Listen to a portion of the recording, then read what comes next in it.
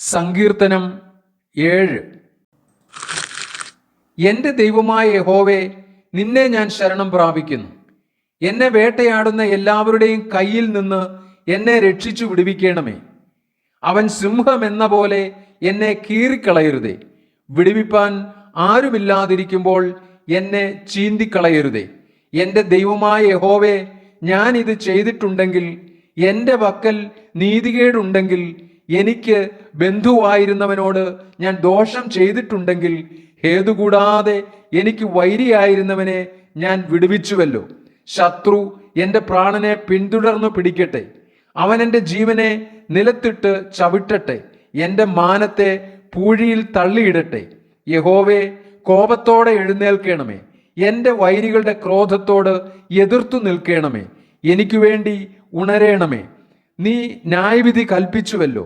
ജാതികളുടെ സംഘം നിന്നെ ചുറ്റി നിൽക്കട്ടെ. നീ അവർക്ക് മീതെ കൂടി ഉയരത്തിലേക്ക് മടങ്ങേണമേ. യഹോവ ജാതികളെ ന്യായം വിധിക്കുന്നു. യഹോവേ, എൻ്റെ നീതിക്കും പരമാർത്ഥതയ്ക്കും തക്കവണ്ണം എന്നെ വിധിക്കണമേ.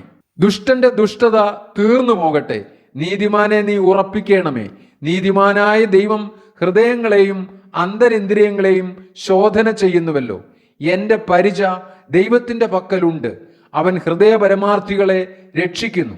ദൈവം നീതിയുള്ള ന്യായാധിപതിയാകുന്നു. ദൈവം ദിവസം പ്രതി കോപിക്കുന്നു. മനം തിരിയുന്നില്ലെങ്കിൽ അവൻ തൻ്റെ വാളിന് മൂർച്ച കൂട്ടും. അവൻ തൻ്റെ വില്ലു കുലച്ച് ഒരുക്കിയിരിക്കുന്നു. അവൻ മരണാസ്ത്രങ്ങളെ അവൻ്റെ നേരെ തൊടുത്തു. തൻ്റെ ശരങ്ങളെ തീയമ്പുകളാക്കി തീർത്തിരിക്കുന്നു. ഇതാ, അവന് നീതികേടിനെ നോവ് കിട്ടുന്നു. അവൻ കഷ്ടത്തെ ഗർഭം ധരിച്ച് വഞ്ചനയെ പ്രസവിക്കുന്നു. അവനൊരു കുഴി കുഴിച്ചുണ്ടാക്കി കുഴിച്ച കുഴിയിൽ താൻ തന്നെ വീണു. അവൻ്റെ വേണ്ടാതനം അവൻ്റെ തലയിലേക്ക് തിരിയും. അവൻ്റെ ബലാത്കാരം അവൻ്റെ നെറുകയിൽ തന്നെ വീഴും. ഞാൻ യഹോവയെ അവൻ്റെ നീതിക്ക് തക്കവണ്ണം സ്തുതിക്കും. അത്യുന്നതനായ യഹോവയുടെ നാമത്തിന് സ്തോത്രം പാടും.